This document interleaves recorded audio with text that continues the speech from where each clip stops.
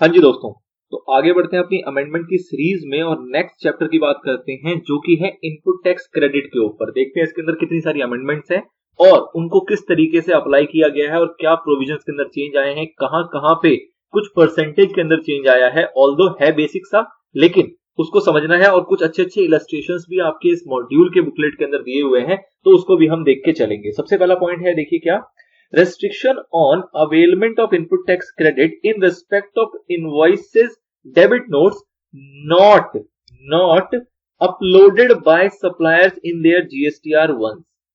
New sub rule 4 inserted in rule 36 of the CGST rules। तो basically क्या है कि आपके पास कोई इनवॉइस है या कोई डेबिट नोट है जिसको कि आपके सप्लायर ने अगर उसको अपलोड नहीं किया है अपने GSTR 1 के अंदर, तो उस केस में आपको कितना ITC मिलेगा। तो बहुत ही पॉपुलर सा ये रूल था जिसके अंदर आप पहले देखते थे कि सर जी 20% हुआ करता था कि अगर आपका जो सप्लायर है वो आपके अगर इनवॉइस को अपलोड नहीं करता अपने R1 के अंदर, तो उस केस में आपको कहा जाता था कि भाई साहब आपको 20% एलिजिबल क्रेडिट जो अवेलेबल होगा उसका इनपुट मिल जाएगा। मतलब जो इनपुट का टोटल अमाउंट होगा वो 20% से एक्सीड नहीं कर सकता। अब उसके अंदर जो चेंज आया है वो कब से आया है, इफेक्टिव फ्रॉम 1 जनवरी 2020 से एक नया नोटिफिकेशन आया जिसके अंदर कहा गया कि ये जो 20% की लिमिट आपको दी गई थी इसको घटा के हम कर रहे हैं 10%। मतलब कि जो आपको मिलना करता था 20% का, अब वो घट के कितना हो गया है, 10% हो गया है। इसके ऊपर इलस्ट्रेशन है काफी अच्छे अच्छे, एक बार देखते हैं फटाफट से कि इसको दो ब्रॉड कैटेगरी में कैसे बताया गया। कि case 1, where invoice debit note has been uploaded by the supplier in R1, अगर R1 में अपलोड हो गया कोई दिक्कत वाली बात नहीं है, आपको पूरा ITC मिल जाएगा। If all other conditions of availing ITC are fulfilled, basic सी बात है कि भैया ITC अवेल करने की जितनी भी कंडीशन है वो सारी अगर फुलफिल करते हो तो आपको पूरा ITC वहां पे मिलके चलेगा। आगे, where invoice debit note has not been uploaded by the supplier in their R1, अगर जो इनवॉइस है डेबिट नोट है अगर वो R1 के अंदर अपलोड नहीं किया गया सप्लायर के द्वारा, तो उस केस में क्या होगा, 10% of the eligible ITC available in respect of the uploaded invoice debit notes. However, the ITC so claimed should not exceed the actual eligible ITC available in respect of the invoices not uploaded. अब ये एक अच्छी सी चीज बताई गई यहाँ पे कि आपसे कहा जा रहा है कि भाई साहब 10% मिलेगा आपको। 10% किसका निकालना है, आपको एलिजिबल ITC अवेलेबल का निकालना है जो भी वहां पे अपलोड हो चुका है। मतलब कि अगर आपका इनवॉइस अपलोड नहीं हुआ है तो उसको छोड़ दो, जितना अपलोड हो गया है उसका 10% आपको और एलिजिबल ITC हो जाएगा, नंबर 1। लेकिन ध्यान ये देखना है कि कभी भी वो एक्चुअल एलिजिबल ITC से एक्सीड नहीं करेगा, कभी भी उससे वो ज्यादा नहीं होगा। अब इस चीज को और क्लियर करने के लिए आपको यहाँ पे दिए गए हैं दो इलस्ट्रेशन जो कि बहुत इंपॉर्टेंट है इस थ्योरी को प्रैक्टिकल वे में समझने के लिए। तो पहला केस है यहाँ पे, मिस्टर विजय एक रजिस्टर्ड सप्लायर है जिनके पास कुल मिला के 100 नंबर ऑफ इनवॉइसेज है, 100 इनवॉइसेज है for inward supply of goods और services involving GST of ₹10 lakh, जिसके ऊपर आपके पास ITC कितना है, 10 लाख रुपए का, from various suppliers during the month of October 2020। Let's say out of 100 invoices 80 invoices involving GST of ₹6 lakh, 80 के अंदर 60 लाख का है, have been uploaded by the suppliers in their respective GSTR 1 filed on the prescribed due date therefor. ठीक है sir, 6 lakh का जो था वो R1 में दिखा दिया गया है और हमारे सप्लायर ने उसको फाइल कर दिया है, लेकिन 6 लाख का टोटल आपका कितना था, 10 लाख का, लेकिन उसमें से 6 लाख जो है वो R1 में अभी तक दिखाया जा चुका है, अपलोड किया जा चुका है सप्लायर के द्वारा। Compute the ITC that can be claimed by mister Vijay in his GSTR 3B for the month of October 2020 to be filed by 20th November, जो 20 अक्टूबर 2020 का जो नवंबर में वो 20 तारीख को अपना रिटर्न फाइल करेगा, GSTR 3B फाइल करेगा, तो वहां पे वो कितना ITC क्लेम करेगा ये आपको कैलकुलेट करके बताना है। Assuming that GST of ₹10 lakh is otherwise eligible for ITC, मतलब कि इस प्रोविजन को छोड़ के अदरवाइज वो ITC के लिए एलिजिबल है, बाकी किसी और प्रोविजन के ऊपर आपको ध्यान फिलहाल नहीं देना है, सिर्फ इस टॉपिक पे बात करनी है। तो इसकी हम कैलकुलेशन कैसे बनाएंगे, तो इसमें हम देखेंगे कि 10 लाख है उसके दो टुकड़े होंगे, एक 6 लाख जो अपलोड हो गया और एक 4 लाख जो अपलोड नहीं हुआ, तो 80 इनवॉइस है जिसके अंदर आपका 6 लाख का अमाउंट है जो कि आपका अपलोड कर दिया जा चुका है, अपलोडेड इन GSTR 1, और 20 इनवॉइस है जो कि अपलोड नहीं किया गया है और उसके ऊपर अमाउंट है आपका 4 लाख, तो 6 लाख का तो आपको पूरा का पूरा मिल जाएगा, कोई दिक्कत वाली बात नहीं।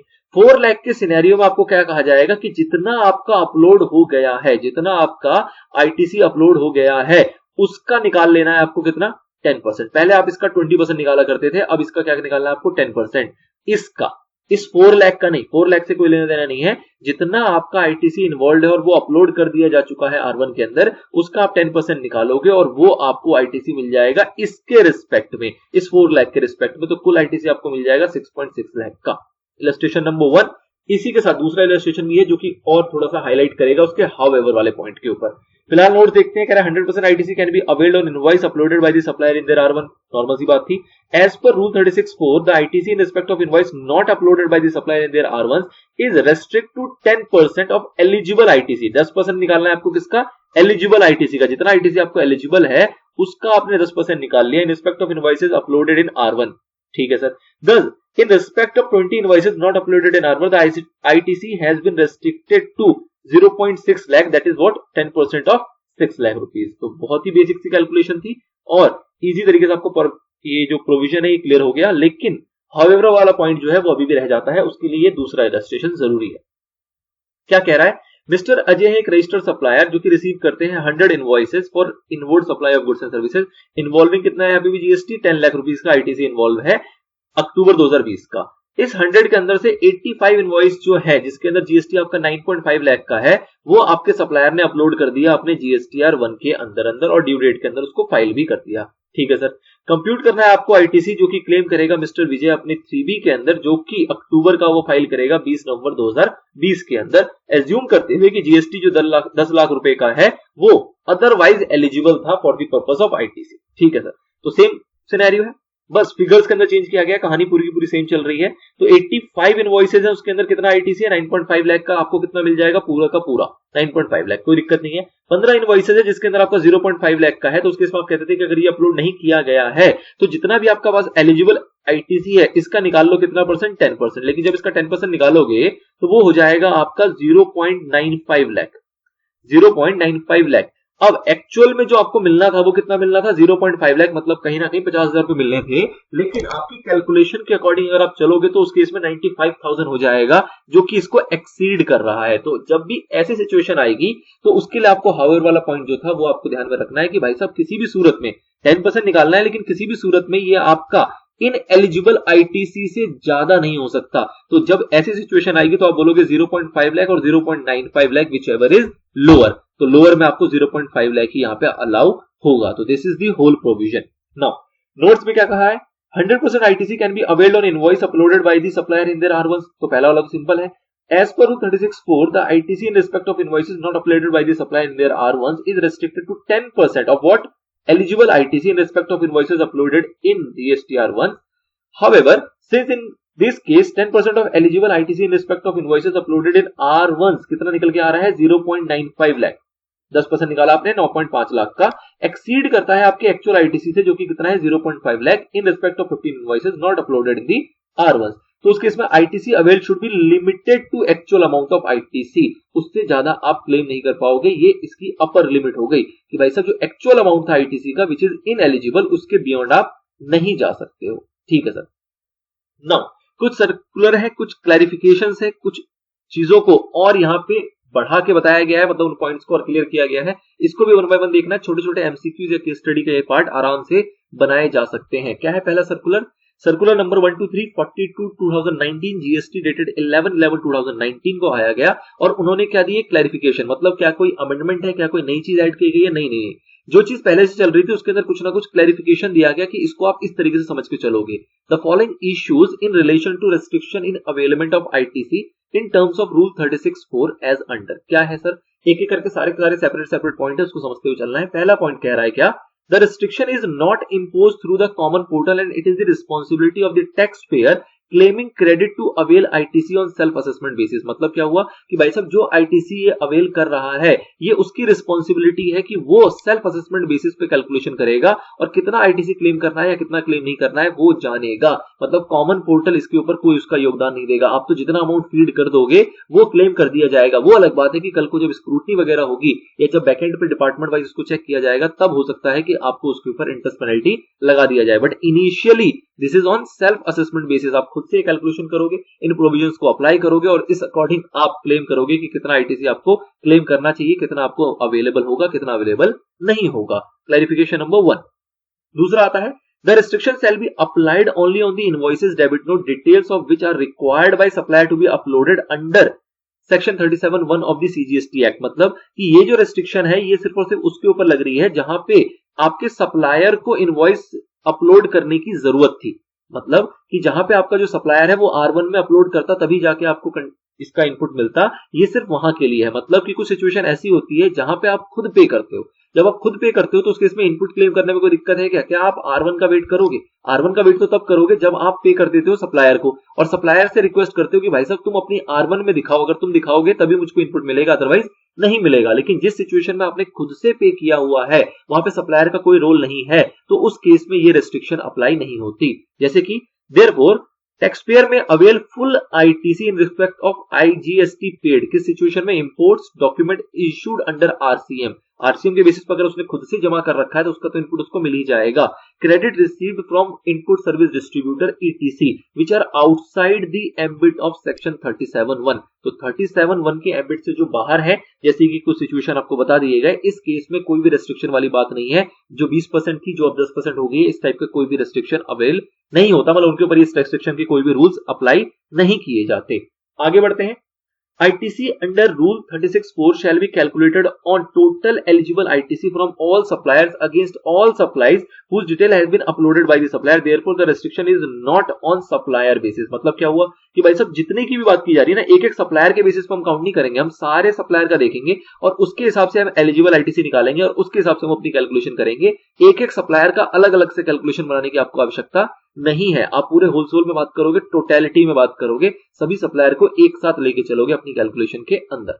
नाउ आगे क्या बात आ रही है?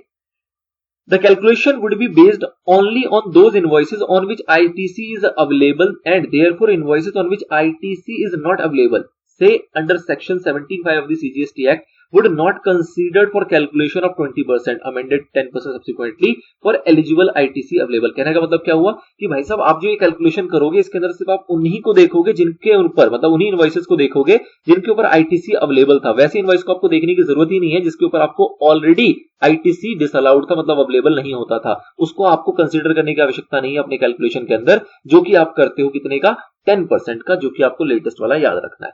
आगे The amount of ITC in respect of the invoice debit note whose detail have not been uploaded shall not exceed 10% subsequently of the eligible ITC in respect of invoice debit note which have been uploaded by the supplier under section 37(1) as on the due date of filing of form GSTR1 by the supplier of the said tax period. The same can be asserted as per the GSTR 2A showing ITC on the due date of filing GSTR1। अब इसका मतलब क्या है sir? इसमें बस इस date का crux है कि जो आपको ये 10% की कैलकुलेशन करनी है ये किसी ना किसी एक पर्टिकुलर डेट पे करोगे। हो सकता है कि आपका सप्लायर जो है वो R1 में अपलोड तो कर दे लेकिन बाद में कर दे। अगर बाद में करेगा तो उसकी कैलकुलेशन में आपको नहीं लेना। आपको कब तक की लेनी है? जिस डेट पे आपको GSTR1 की रिटर्न फाइल करने की जरूरत थी, मतलब जो R1 की ड्यू डेट होगी उस डेट के बेसिस पे आपको कैलकुलेशन करना है इस 10% का। उस बेसिस पे देखना है कि कितना आपको जीएसटी, मतलब कितना आपको आईटीसी अवेल हो रहा है और कितना आपको अवेल नहीं हो रहा, और उसके बेसिस पे आप अपनी कैलकुलेशन बनाओगे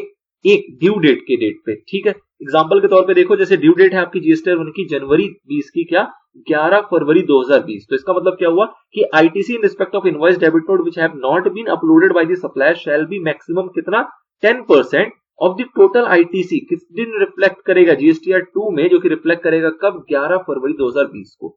मतलब क्या हुआ कि आपको 10% अलाउ कर रहे हैं। हाँ जी, अलाउ कर रहे हैं। ये किस दिन का 10% देखेंगे, क्योंकि आईटीसी तो चेंज होता रहेगा ना। जैसे जैसे R1 फाइल होती जाएगी आपकी आईटीसी जो होगी वो चेंज होती रहेगी। तो आपको ये आईटीसी किस दिन का पकड़ना है? आपको ये आईटीसी पकड़ना है इस ड्यू डेट वाली दिन का, जो 11 फरवरी 2020 के दिन पे कितना आईटीसी आपको अवेल हो रहा था उसका 10% आप निकाल लोगे, जो कि आपको और मिल जाएगा, क्योंकि आपको कुछ आईटीसी ऐसे हैं जो कि आपके सप्लायर ने अपलोड नहीं किया और उस वजह से आपको वो अवेल नहीं हो रहा है। तो बस ये कट ऑफ डेट बता रहा है एक तरीके से कि भाई साहब ये हमारी कट ऑफ डेट है। कौन सी? जब जीएसटीआर 1 की जो ड्यू डेट होती है फाइलिंग की, वो आपको कट ऑफ डेट लेके चलनी है, उस डेट पे ही आपको कैलकुलेशन इसका करना है। नेक्स्ट दूसरा पॉइंट आता है restriction on utilisation of ITC. अब आईटीसी यूटिलाइजेशन के ऊपर बात है, अवेलमेंट की बात हो गई, अब आ रही है यूटिलाइजेशन की बात। क्या बात करें यूटिलाइजेशन के अंदर कि कब कब ऐसा हो सकता है कि आपको आईटीसी यूटिलाइज ना करने दिया जाए, कब कब ऐसा हो सकता है कि आपको आईटीसी जो आपका है उसको यूटिलाइज नहीं करने दिया जाएगा।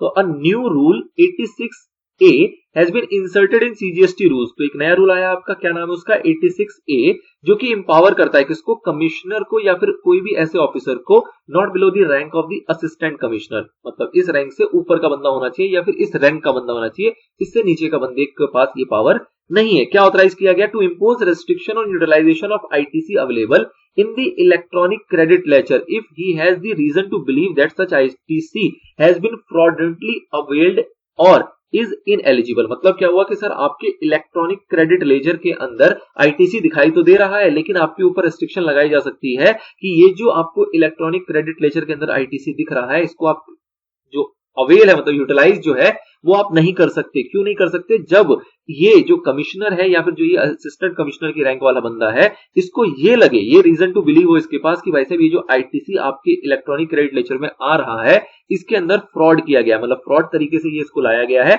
और ये आईटीसी एलिजिबल नहीं है। ऐसी सिचुएशंस क्या क्या होंगी, ऐसी क्या क्या सर्कमस्टांसेस होंगे जहां पे ये रेस्ट्रिक्शन इंपोज की जा सकती है, उसको समझना है आपको। पहला सिचुएशन बता रहे हैं, ITC has been availed on the basis of tax invoice and valid document issued by non-existent supplier। मतलब कि आपके पास टैक्स इनवॉइस तो है लेकिन जो आपका सप्लायर है वो एग्जिस्ट ही नहीं करता, और by a person not conducting any business, या फिर उस बंदे ने आपको इनवॉइस इशू करके दिया है जो एक्चुअल में कोई बिजनेस ही नहीं करता, from the registered place of business, number 1। Number 2, without receipt of goods और सर्विसेज और बोथ, मतलब आपके पास इनवॉइस तो है, आपको क्रेडिट तो मिल रहा है लेकिन एक्चुअल में आपको सामान नहीं मिल रहा, सर्विसेज नहीं मिल रहे, मतलब कि रियल में ट्रांजैक्शन नहीं हो रही है, बोगस ट्रांजैक्शन दिखाई जा रही है, सिर्फ और सिर्फ पेपर पे दिखा दी गई, लेकिन एक्चुअल में ना ही आपको गुड्स मिला है ना ही इस प्रकार की कोई सर्विसेज मिली है। और the tax in relation to which has not been paid to the government, जो आपको इनपुट अवेल करवा दिया पिछली वाली पार्टी ने, मतलब जो आपका सप्लायर था उसने R1 में फीड करके आपको तो इनपुट दिलवा दिया है लेकिन एक्चुअल में उस बंदे ने इस टैक्स की पेमेंट नहीं की है गवर्नमेंट को, तो उस केस में भी आपका जो आईटीसी है वो इनएलिजिबल करार कर दिया जाएगा। अगला, registered person availing ITC has found non existent, मतलब कि जो ये आईटीसी अवेल कर रहा है रजिस्टर्ड पर्सन, वो पता लग रहा है कि वो एग्जिस्ट ही नहीं करता, वो पर्सन ही एग्जिस्ट नहीं करता जो ये आईटीसी अवेल कर रहा है, और not be conducting any business from the registered place of business, या फिर वो बिजनेस ही नहीं कर रहा है जो भी उसका रजिस्टर्ड प्लेस ऑफ बिजनेस है वहां से। हमने पीछे देखा कि आपका सप्लायर हो सकता है एग्जिस्ट ना करे और या तो बिजनेस ना कर रहा हो, यहाँ पे कहा जा रहा है कि वो बंदा जो कि अवेल कर रहा है आईटीसी वही एग्जिस्ट नहीं करता या फिर वो कोई बिजनेस ही नहीं करता अपने रजिस्टर्ड प्लेस ऑफ बिजनेस से। Registered person availing ITC is not in the position of tax invoice या वैलिड डॉक्यूमेंट, और अगर कोई भी रजिस्टर्ड पर्सन है जो कि आईटीसी अवेल कर रहा है और उसके पास टैक्स इनवॉइस ही नहीं है या फिर कोई भी टाइप का वैलिड डॉक्यूमेंट नहीं है, तो ऑब्वियस सी बात है उसको भी इनएलिजिबल करार दिया जा सकता है। If the ITC is so availed, the restriction can be imposed by non-filing such ITC to be used for discharging any liability under Section 49 or not allowing refund of any unutilized amount of such ITC।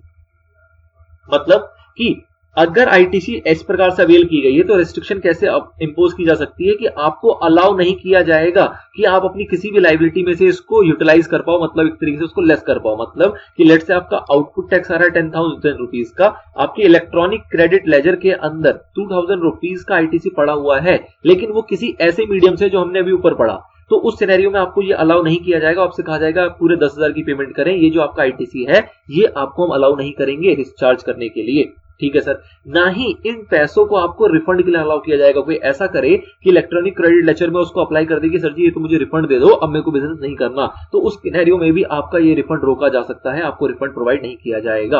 अच्छा sir, such restriction can be impose for a period of 1 year, period up to 1 year, मतलब ये जो restriction लगाई गई है कि आपको input वगैरह यूटिलाइज नहीं करने दिया जाएगा, ये कितने टाइम तक के लिए लगाई जा सकती है? ये लगाई जा सकती है 1 साल तक के लिए, from the date of imposing such restriction. However the commissioner या ऑफिसर जो भी कंसर्न्ड है, यहाँ पे जो भी ऑथराइज्ड है, can withdraw such restriction if he satisfied that condition for imposing the restriction no longer exist. मतलब क्या हुआ कि 1 साल के लिए आपको कहा गया कि आपके ऊपर ये रेस्ट्रिक्शन लगाई जा सकती है, लेकिन अगर इन ऑफिसर्स को, इन कमिश्नर को अगर ऐसा लगता है कि जिस वजह से रेस्ट्रिक्शन लगाई गई थी वो अब एग्जिस्ट नहीं करती है, अब आप नेक तरीके से काम कर रहे हो, अब इस टाइप का कोई बोगस एक्टिविटी नहीं की जा रही है, तो ये रेस्ट्रिक्शन को विड्रॉ करने की पावर भी इनके पास है। ठीक है सर, ये सारी बातें हो गई। अब एक जो बहुत इंपॉर्टेंट यहां पे अमेंडमेंट है वो है आपका रूल नंबर 43 के अंदर, जो कि बात करता है ITC in respect of capital goods और उसके रिवर्सल के बारे में।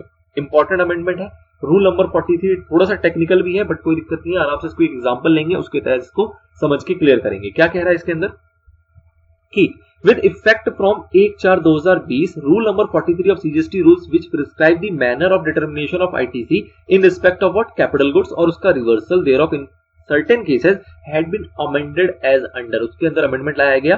क्या किया गया? clause C of sub rule 1 of rule 43 has been substituted, clause D of sub rule 1 of rule 43 has been substituted, An explanation has been inserted in clause E of sub rule 1 और clause F जो था उसको omit कर दिया गया। तो ये सारी चीजें बदलाव की गई हैं। अब आपको इसका क्रक्स समझना है कि भाई साहब ये जो अमेंडमेंट किया गया इसका क्या इंप्लीकेशन निकल के आया, क्या इससे बदलाव हुए, क्या परिवर्तन आए, उसको समझ के चलना है आपको। तो अब इसको समझने से पहले आपको थोड़ा सा एग्जाम्पल समझना पड़ेगा कि किस टाइप की यहाँ पे बात की जा रही है।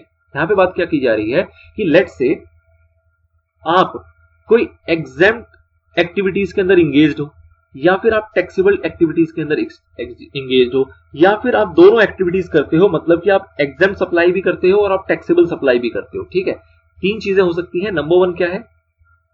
नंबर वन ये है कि आप एग्जाम सर्विसेज में डील करते हो, दूसरा है कि आप टैक्सेबल सर्विसेज में डील करते हो और तीसरा क्या है कि आप एग्जाम सर्विसेज में भी डील करते हो और टैक्सेबल सर्विसेज के अंदर भी डील करते हो। अगर ये तीनों सिचुएशन होगी तो इस केस में बताओ कि पहले वाले केस में जहां आप डील करते हो एग्जाम सर्विसेज के अंदर, तो क्या यहां पे आपको इनपुट मिलेगा कैपिटल गुड्स का?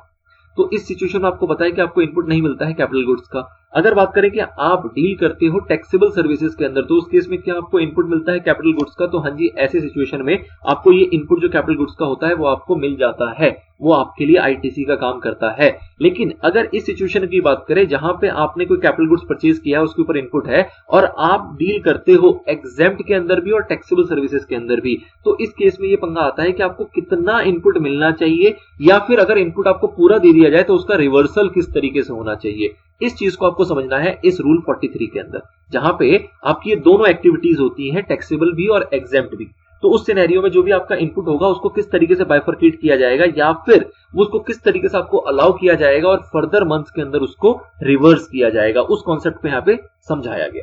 चलिए सर, क्या कह रहा है? Input tax on capital goods used intended to be used commonly, condition important वाली है कि कॉमनली यूज किया जा रहा है फॉर मेकिंग टैक्सेबल एंड और zero rated supply as well as exempt supply and और non business purpose shall be denoted as A. इसको हम क्या नाम देंगे? एक तरीके से ए मार्क करेंगे। ठीक है sir. Such amount as reflected on the invoice will be credited to electronic credit ledger. जो भी आपको ऐसा अमाउंट होगा आईटीसी का, ये आपके इलेक्ट्रॉनिक क्रेडिट लेजर में आ जाएगा। The useful life of such capital goods will be taken as 5 years। जो आपका ये कैपिटल गुड्स है इसकी यूजफुल लाइफ क्या ली जाएगी? 5 साल ली जाएगी। 5 साल को अगर आप मंथ्स में लेके चलोगे तो आप क्या कह सकते हो कि 60 मंथ्स ली जाएगी। ठीक है sir, from the date of invoice. Now when capital goods which are initially used for non-business purpose exempt supplies are subsequently used commonly for exempt supplies and non-business purpose as well as taxable or zero rate supplies, input tax in respect of same should be denoted as A and credited in the electronic credit ledger। दूसरा point क्या बता रहा है कि आपने कोई capital goods लिया और उसको आपने इनिशियली, एक तो होता है कि आपने कैपिटल गुड्स लिया और हमने एक साथ थोड़ा थोड़ा उसको एग्जाम सर्विसेज के लिए भी यूज कर रहे हैं, एग्जाम सप्लाई के लिए भी यूज कर रहे हैं और टैक्सेबल सप्लाईज के लिए भी यूज कर रहे हैं। लेकिन दूसरा सिचुएशन यहाँ पे ये बताया जा रहा है कि आपके पास एक इनपुट है किसका? कैपिटल गुड्स का, जिसको आपने पहले यूज किया था किसी एग्जाम सप्लाईज के अंदर, 1-2 महीने 4 महीने आपने यूज किया और उसके बाद जाके आप एग्जाम सप्लाई के अंदर भी यूज कर रहे हो और टैक्सेबल सप्लाई के अंदर भी यूज कर रहे हो, दोनों के अंदर यूज कर रहे हो। तो इनिशियली हमने सिर्फ और सिर्फ एग्जाम सप्लाई में यूज किया और आगे चल के हम उसको दोनों के अंदर यूज कर रहे हैं। ये भी एक पॉइंट इसके अंदर आएगा जिसको हम डिस्कस करके चलेंगे। ठीक है सर, आगे बढ़ते हैं। The ineligible credit attributable to the period during which such capital goods are used for non-business purpose making exempt supply shall be computed at the rate 5% per quarter or part thereof which be donated as TIE. TIE.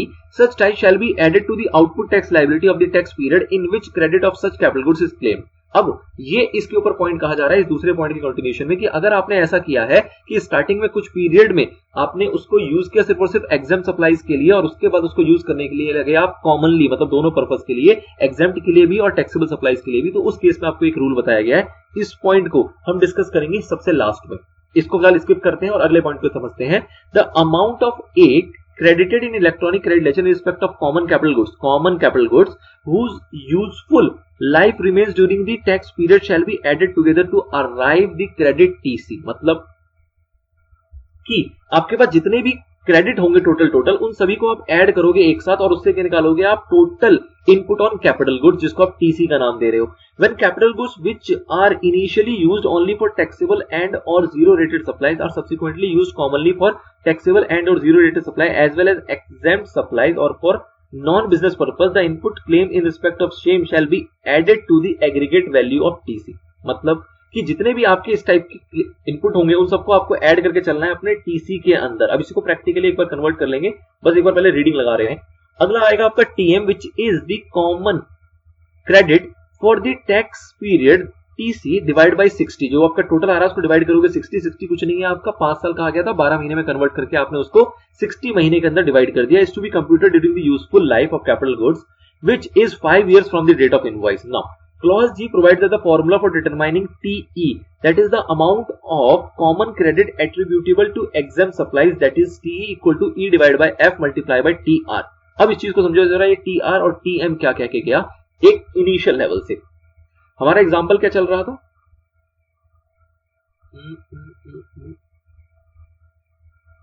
ये हमारा example था।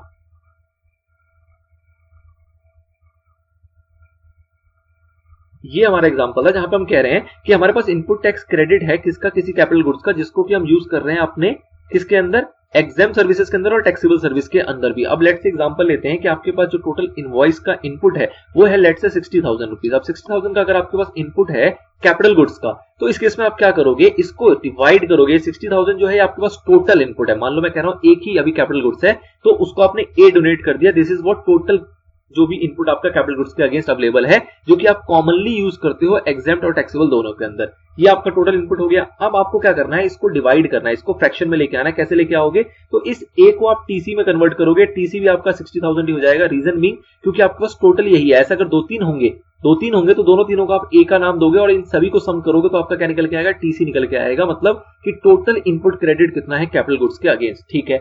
इसके बाद इससे निकालोगे आप TM. TM basically क्या है, जब आप 60,000 का जो टोटल इनपुट है इसको आप डिवाइड कर दोगे 60 मंथ से। 60 मंथ का मतलब क्या हुआ, ये है आपके 12 इंटू 5, मतलब 5 साल 12 महीने के, तो 60 मंथ में कन्वर्ट हो जाएगा, तो आपका ये निकल के आएगा कितना, 1000। This is what TM. अब ये जो टीएम है मतलब क्या है कि इस एक मंथ में इसका इतना कैपिटल गुड्स जो है वो आप यूटिलाइज कर रहे हो। अब इसको आपको फ्रैक्शन में लेके आना है, कैसे, ई divide by F. E divide by F का मतलब क्या होता है कि आपका एग्जाम सर्विसेज कितना है, एग्जाम सप्लाई कितना है और total full value of supplies कितने का है। जैसे कि मैं अगर इलस्ट्रेशन के तौर पे लूं कि आपका 2 लाख रुपीज का एग्जाम सप्लाई है और टोटल सप्लाई जो है उस मंथ का वो कितना है, 10 लाख रुपीज, ठीक है। तो इस सिनेरियो में आपका मोटा मोटा 20% हो गया, तो 1000 का 20% कितना निकल के आएगा, ये निकल के आएगा आपका 200 रुपीज।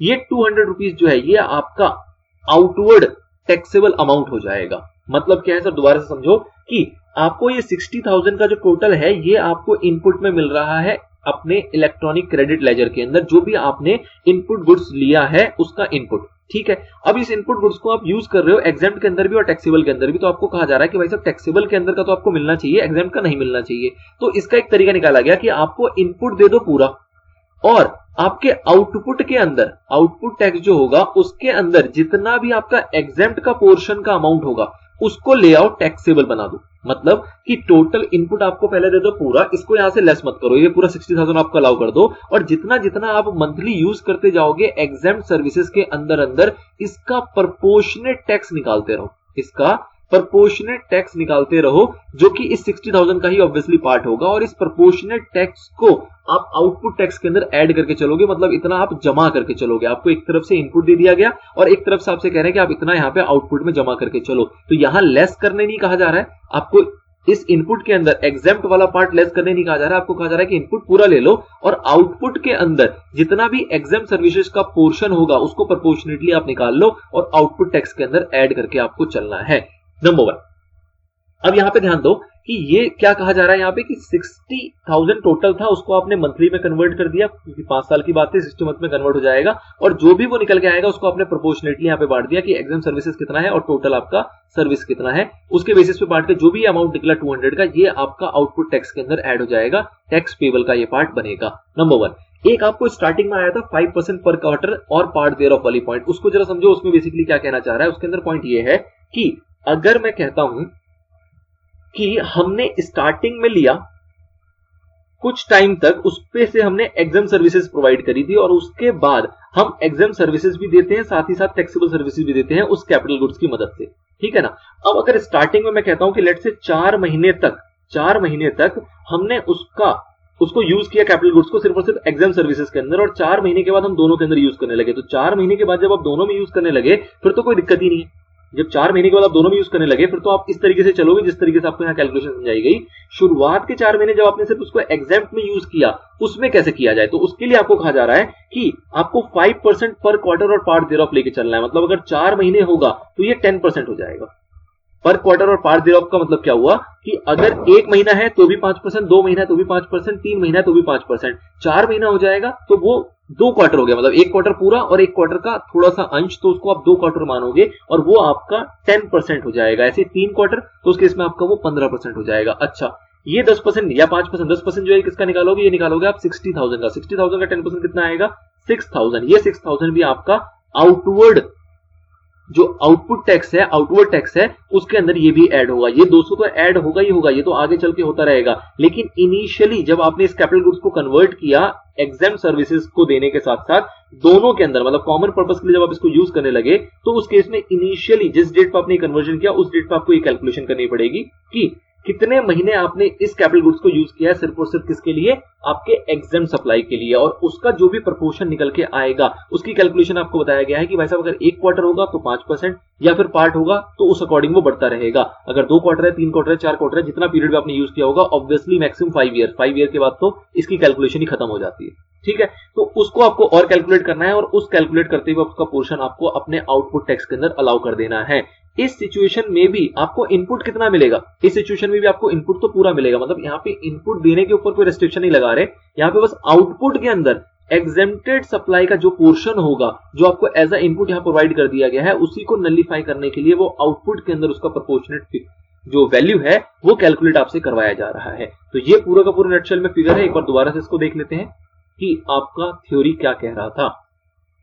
तो एक हमने ये वाला पॉइंट स्किप किया था कि भाई साहब जहां पे when the capital goods are initially used only for the non business purpose या exam supplies के लिए, और subsequently उसके बाद उसको यूज करने लगे हम commonly for exam supplies as well as non business purpose as well as taxable और zero rated supplies, तो उस केस में कहा जा रहा है कि input tax in respect of the same should be denoted as A and the credited in the electronic ledger। मतलब कि जो इनपुट टैक्स होगा उसको भी यहाँ पे A ही डोनेट किया जाएगा और उसको भी आपको इलेक्ट्रॉनिक क्रेडिट लेजर के अंदर पूरा का पूरा दे दिया जाएगा। लेकिन the ineligible credit attributable to the period during which the such capital goods are used for non business purpose या making exam supplies, मतलब कि जो इसके अंदर से आपको ineligible credit कितना है उसको निकालना पड़ेगा। और वो कैसे निकाला जाएगा, वो निकाला जाएगा at the rate 5% per quarter और part thereof and be donated as TIE। उसको क्या नाम दोगे आप, TIE का, ineligible इनपुट क्रेडिट का बात की जा रही है यहाँ पे। तो वो कैसे निकालना है आपको, 5% ऑफ दी पर क्वार्टर, तो जितना भी क्रेडिट होगा उसका 5%। अगर 1 महीना है तो भी 5%, 2 महीना है तो भी 5%, 3 महीना है तो भी 5%, 4 महीना हो जाएगा तो 10% हो जाएगा। अगर मैं कहूं 7 महीने हो जाएंगे तो उसके इसमें 15% हो जाएगा, क्योंकि 2 क्वार्टर पूरे हो गए और एक उसका पार्ट देयर ऑफ। तो 5% पर क्वार्टर और पार्ट देयर ऑफ, इस तरीके से आपको उसको लेके चलना है और उसको आपको ऐड करना है कहां पे, आउटपुट टैक्स लायबिलिटी के अंदर of the tax period in which credit on such capital goods is claim. जिस पीरियड में आप उसका क्रेडिट क्लेम कर रहे हो उसी के वो आपके आउटपुट टैक्स लायबिलिटी के अंदर जुड़ जाएगा। ये एक सिंपल सी बात हो गई थी। टीसी के अंदर आपको सिंपल कह रहा था कि भाई साहब जितने भी आपके इस टाइप से कैपिटल गुड्स हैं उन सभी को आप ऐड करो, वो आपका टीसी का पार्ट बनेगा। और फिर आपको इस टीसी से टीएम पे आना है। टीएम पे आने के लिए कुछ नहीं करना, बस उसको 60 से डिवाइड कर देना और कुछ खास नहीं है। उसके बाद आपको क्लॉज जी जो है बेसिकली वो हटाया जा चुका है, अब आपका ओमिशन हो गया है, तो उसकी जी यहाँ पे एक कैलकुलेशन की जाएगी टीई वाली। और टीई कैसे निकाला जाएगा, E/F। ई क्या है, एग्जाम सप्लाईज, और एफ क्या है आपकी full value of supplies multiply by TR. TR कुछ खास नहीं है, आपको इसको टीएम ही ट्रीट करना है जो आपने यहाँ पे कैलकुलेट किया है। जो टीएम ट्रीट किया है इसको ही आपको यहाँ पे लेके चलना है और इसके बेस पे इसकी कैलकुलेशन हो जाएगी। अब ध्यान देने वाली बात यह है कि ये बहुत ही इंपॉर्टेंट अमेंडमेंट था, बहुत ही इंपॉर्टेंट अमेंडमेंट था, लेकिन इसके ऊपर ना ही आपकी अमेंडमेंट बुक के अंदर कोई इलस्ट्रेशन प्रोवाइड किया गया, ना ही इसके ऊपर और कोई डिटेल बातें बताई गई, सिर्फ और सिर्फ एक पन्ने के अंदर इसको डिस्क्राइब करके छोड़ दिया गया है। इससे क्या आप इंप्लाई करते हो, इससे आपको ये समझ में आना चाहिए कि इसकी रेलेवेंस जो है वो थ्योरेटिकल तो है, केस स्टडी में इसको पूछा जा सकता है या केस स्टडी एक फ्रेम करके दिया जा सकता है, आपसे कहा जा सकता है कि इसको सॉल्व करके दिखाओ, लेकिन इसके ऊपर कोई लेंथी और एक सेपरेट क्वेश्चन बनने के आसार बिल्कुल भी नहीं है। रीजन बीइंग क्योंकि ये अमेंडमेंट कंपैरेटिवली या जो ये एरिया है कंटेंट का, ये कंपैरेटिवली थोड़े से हाई लेवल का है, जो कि आपका जनरली कवर होगा कहां पे, सीए फाइनल के अंदर, सीएमए फाइनल के अंदर, ठीक है। जो इंटर लेवल है हमारा, वहां पे इसके ऊपर सवाल एक बिल्कुल फुल फ्लेज सवाल बनने के आसार ना के समान है। ऑल्दो अगर आ गया तो आपको थोड़ी बहुत बेसिक चर्चा इसकी पता होनी चाहिए, जो कि मैंने यहाँ पे बता दी है। अदरवाइज अगर ये आने लायक होता तो इसके ऊपर जरूर यहाँ पे इलस्ट्रेशन भी कई सारे दिए होते जिससे कि इसको और ज्यादा एक्सप्लेन किया जाता। ऑल्दो हमने थ्योरेटिकल एक सिंपल सा इलस्ट्रेशन बनाया जिसके थ्रू इसको समझने की कोशिश की है, बट उतना आपके लिए इस लेवल के लिए काफी है। आपको मोटा मोटा में पता होना चाहिए कि रूल 43 के अंदर मोटा मोटा क्या चेंज किया गया है और उसको किस तरीके से आपको लेके चलना है। ठीक है, चलिए, तो ये सारी बातें थी आपकी इनपुट टैक्स क्रेडिट की। नेक्स्ट पार्ट में कवर करेंगे अगले चैप्टर के अमेंडमेंट को। टिल देन इतना ही, थोड़ा सा इसको लेस रिलेवेंट समझना, और स्टार्टिंग की जो बातें थी वो आपके लिए मेनली काम की बातें थी, ये इतना खास ज्यादा रेलेवेंट नहीं है। जो मेन आपका था 20 से 10% वाला, और दो जो आपको क्लैरिफिकेशन दिए गए थे यूटिलाइजेशन से ऊपर और आईटीसी क्लेम के रिगार्डिंग, वो ज्यादा इंपॉर्टेंट एरिया था। ये लास्ट वाला एरिया जो है ये है हाई लेवल का, लेकिन इंटर लेवल पे मैं इसको समझता हूँ कि बहुत ज्यादा इंपॉर्टेंट नहीं है, इसलिए इसके ऊपर ज्यादा टाइम हम डिवोट भी नहीं कर रहे हैं और मल्टीपल एग्जांपल्स भी इसको करने की नहीं सोच रहे हैं। मिलते हैं नेक्स्ट पार्ट में। Till then stay connected and stay motivated.